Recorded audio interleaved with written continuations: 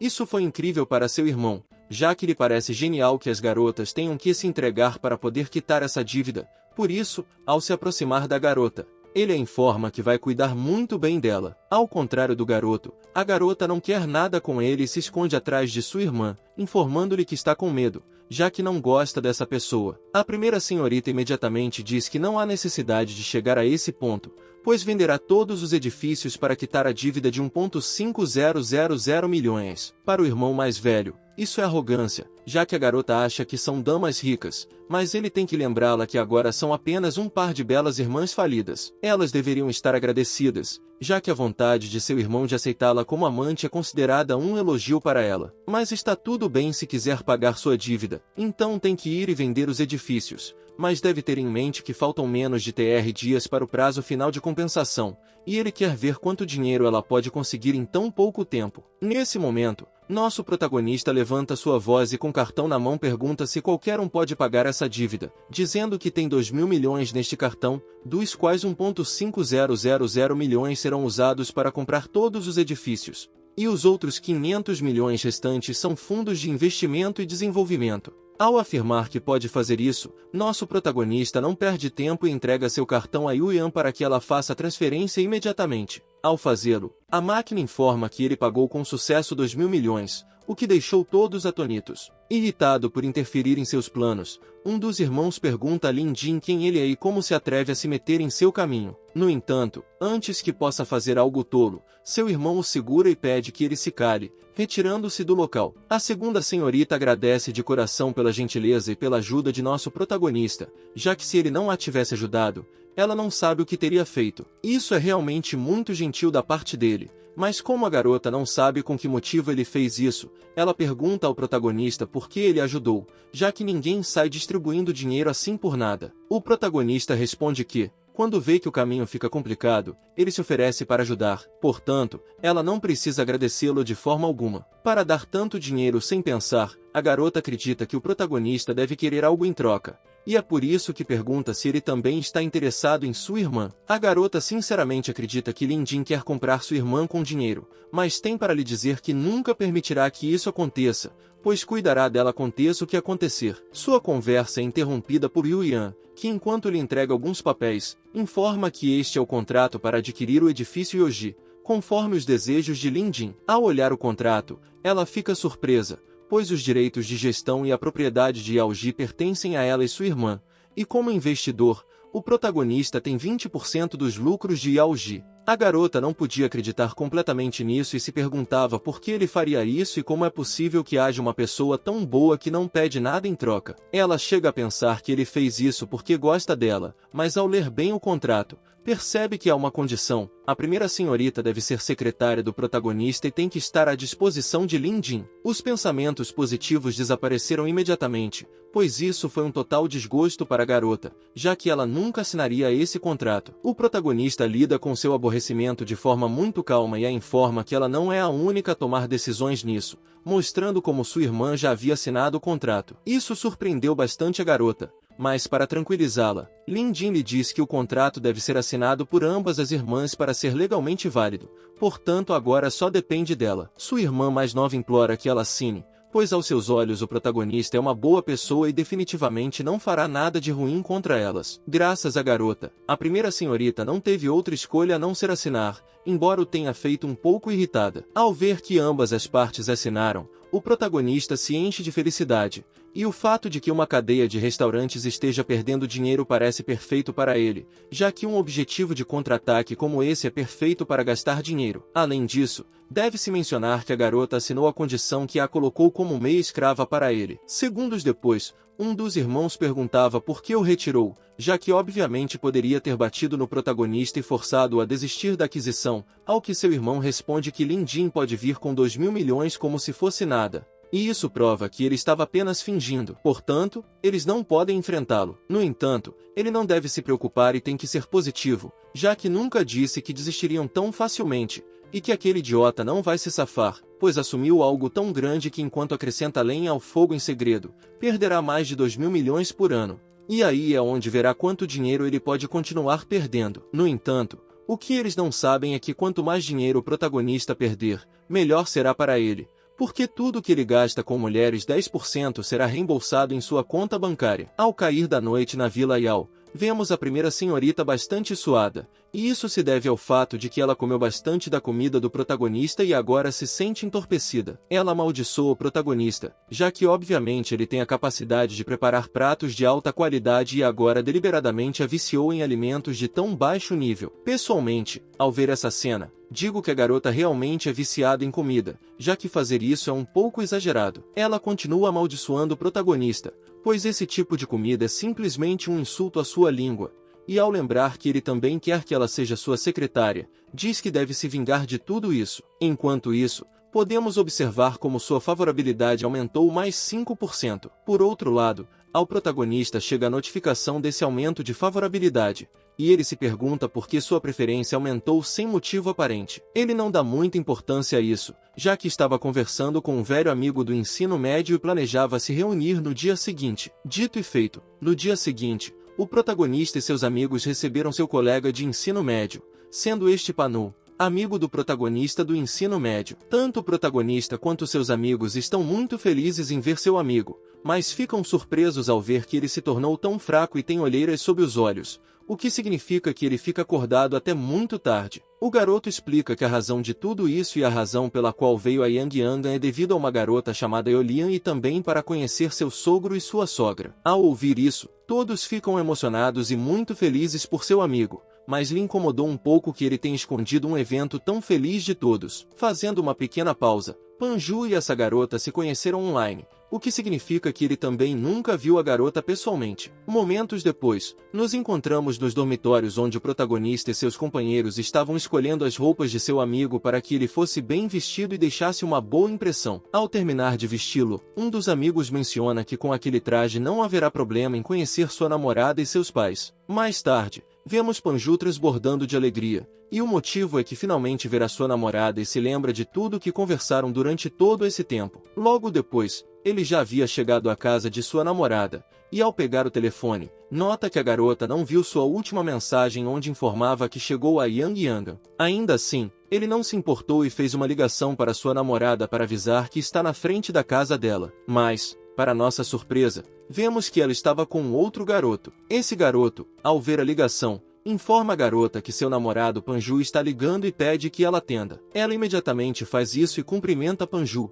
o que o deixa animado. Ele imediatamente a informa que está bem perto da casa dela. Nesse exato momento, o outro garoto fica animado e, sem se importar que a garota esteja em uma ligação, começa a fazer suas 50 sombras de Grey. Panju imediatamente percebe que ela está fazendo sons estranhos, e preocupado, enquanto sobe as escadas, pergunta o que está acontecendo ou se está doendo em algum lugar. Enquanto continuavam, o garoto pergunta quanto tempo ela vai continuar com esse pobre rapaz, ao que ela responde que é ele quem se apega a ela tanto que não consegue se livrar dele. Isso parece interessante para o garoto, e ele logo tem uma ideia e assegura que, depois disso, será muito difícil para Panju procurá-la novamente. Finalmente, Panju chega à porta de sua namorada, mas ao bater, é recebido pelo garoto de óculos, que lhe mostra o que estavam fazendo. Panju não precisou ver muito para perceber a infidelidade, o que o deixou chocado, perguntando-se o que estava acontecendo. O garoto, enquanto segura a suposta namorada de Panju,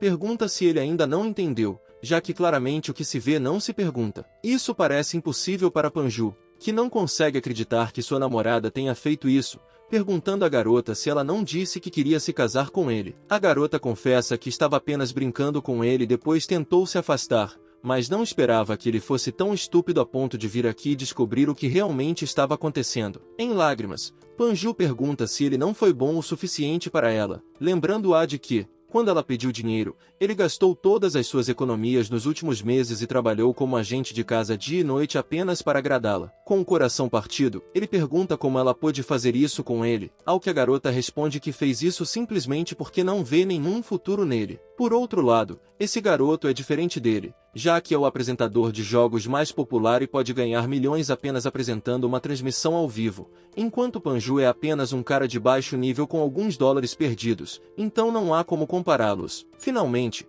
Panju percebe que essa garota sempre foi assim, mas tem uma pergunta para ela. Por que ela se preocupava tanto com ele e o fez se apaixonar completamente por ela? A garota responde que Panju é muito gentil e se preocupa com todos os seus amigos, e como ele não pode lhe dar nenhum futuro, ela deixa claro que não quer mais nada com ele, então eles terminam o relacionamento. Ao cair da noite, nos dormitórios dos garotos, tanto o protagonista quanto os outros acham estranho que seu amigo não tenha respondido a nenhuma mensagem e já faz muito tempo que ele está fora. Nesse momento, a pálpebra direita do protagonista treme, o que para ele significa que algo ruim está acontecendo. Nesse momento, seu amigo Panju finalmente liga, o que deixa os garotos muito felizes, pois finalmente se comunicam com ele. No entanto, ao contrário do que esperavam, percebem que não é seu amigo quem está falando, mas outra pessoa que diz que o dono desse telefone pulou no rio e foi resgatado por eles, e agora está no hospital. Isso deixou os garotos chocados, e imediatamente se preparam para ir ao hospital onde seu amigo Panju está. Momentos depois, vemos Panju em uma maca no hospital,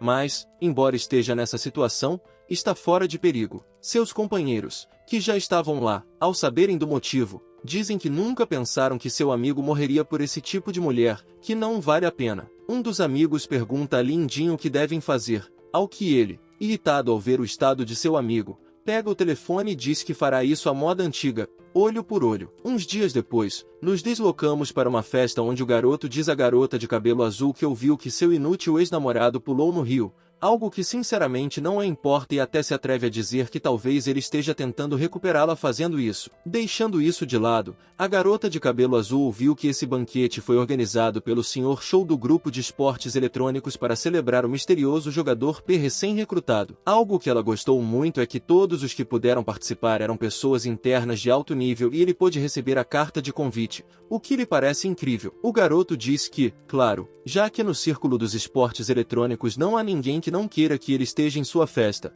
pois o respeitam muito. Além disso, ele pensa que, depois disso, com a ajuda do misterioso jogador P, pode ajudá-la a conseguir um autógrafo que valerá muito dinheiro. Nesse momento, todos os olhares se dirigem para uma das entradas onde o jogador Mr. Urso está prestes a entrar, o que emociona a garota, já que ele sai da sala VIP, onde todos são figuras grandes. A garota realmente está super animada para conhecer o rosto desse misterioso jogador. No entanto, sua surpresa foi enorme quando percebeu que um dos que saíram daquela sala era seu ex-namorado, o que a surpreende bastante, e ela pensa que aquele perdedor realmente veio aqui para persegui-la, sem sequer pensar que seu ex-namorado poderia ser esse tal jogador misterioso. Contudo, não se deve tirar conclusões, já que, embora tudo pareça que o jogador misterioso de quem todo mundo fala possa ser Panju, também pode ser que não seja. Tudo continua com o segurança afastando a garota de cabelo azul, já que ela não podia bloquear a passagem dos convidados VIP. A garota de cabelo azul,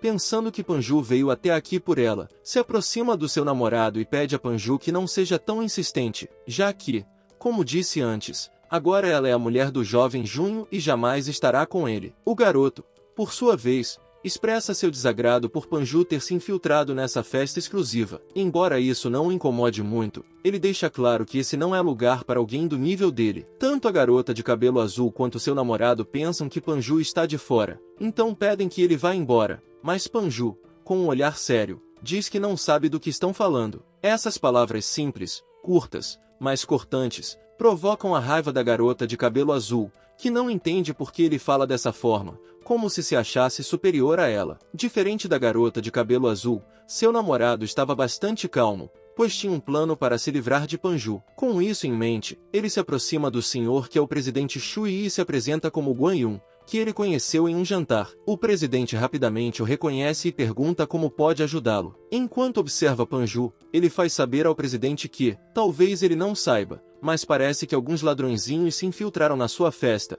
como por exemplo Panju. Em seguida, ele pergunta a Panju como conseguiu um convite, já que ninguém como ele estaria nessa festa, onde o mínimo é ser milionário. Panju não precisa dar explicações, mas ainda assim faz saber que não tem convite, já que um amigo o trouxe diretamente. Isso faz com que a garota de cabelo azul deixe claro que um jogador de baixo nível como ele não tem direito de estar ali, e por fim pede que ele vá embora ou será expulso a pontapés. A garota de cabelo azul disse que expulsaria o garoto porque tem a confiança de que seu namorado tem poder suficiente para expulsar um jogador medíocre como ele. No entanto, depois de ouvir tudo isso, nosso garoto intervém e faz saber que talvez os que acabarão expulsos sejam eles. Isso não agradou ao garoto, que rapidamente o confronta e pergunta como assim expulsá-lo, dizendo que pode agora mesmo jogá-lo no chão a golpes. O protagonista, cansado de todos os vilões dizerem as mesmas palavras, zomba do garoto por não ter nada de novo, deixando-o assim ridículo. Como última opção, ele queria pedir ao presidente que os expulsasse. Mas, antes que pudesse sequer falar,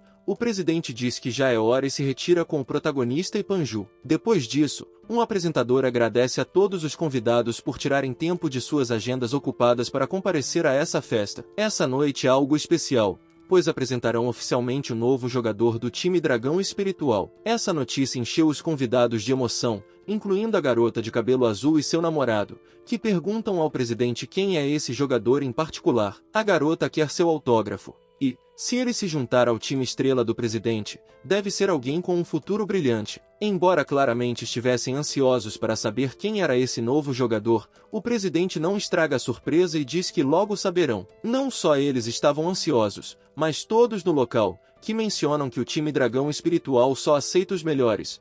E se esse jogador entrou diretamente, deve ser uma grande estrela internacional. É nesse momento que o apresentador mata a curiosidade de todos ao apresentar com grande orgulho o novo jogador, Panju. A garota de cabelo azul, incapaz de acreditar nisso, pede ao ex-namorado que desça, já que esse não é o lugar dele. No entanto, ao ver que ninguém faz nada, ela se pergunta por que ninguém o detém. Preocupada, a garota pensa que Panju subiu ao palco apenas para se declarar, o que não seria nada bom para ela, pois acha que, se ele fizer isso, será muito humilhante. No entanto, a garota estava muito enganada, pois, na verdade, o novo jogador do time Dragão é Panju, e ele é apresentado a todos pelo apresentador. Ele mesmo dá as boas-vindas e faz saber a todos os convidados que, com esse jogador, o time Dragão será imparável e que seu salário de 50 milhões anuais vale cada centavo. Todos no local estavam muito felizes por finalmente conhecerem o novo jogador, exceto a garota de cabelo azul e seu namorado, que, surpresos, se perguntam o que está acontecendo. Ao olhar para Panju, o garoto pergunta se ele é o novo jogador,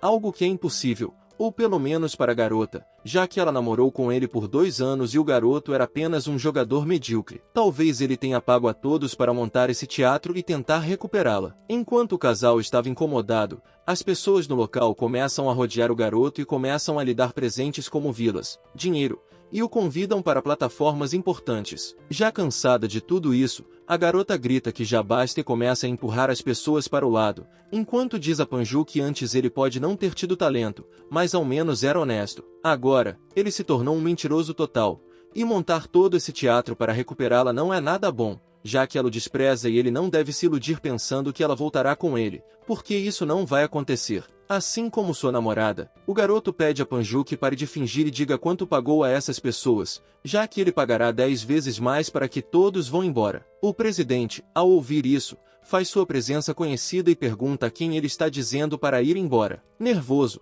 o garoto tenta argumentar, dizendo que Panju é apenas um jogador medíocre e que contratá-lo como profissional parece uma estupidez, então acha que foram enganados. Um pouco irritado, o presidente pergunta como assim enganados, dizendo que o requisito para entrar no time Dragão é derrotar todos os membros, e Panju entrou por mérito próprio. Isso parece impossível ao garoto, que não consegue compreender como esse perdedor pode ter esse nível. O protagonista confirma as palavras do presidente e diz que Panju sempre foi um jogador excepcional, só que aceitava trabalhos baratos para ganhar mais. Por causa dessas ações, acabou sendo menosprezado. Mas ele, como amigo de Panju, o levou ao time do presidente Shuri, e Panju conquistou seu lugar por mérito e talento. Enquanto isso, o outro garoto fez o oposto, sendo um streamer medíocre que se tornou famoso por escândalos, já que é péssimo tanto como jogador quanto como pessoa, e ainda assim se atreve a insultar um profissional. O garoto, pessoalmente, não esperava essa revelação, mas mesmo que Panju tenha tido sorte,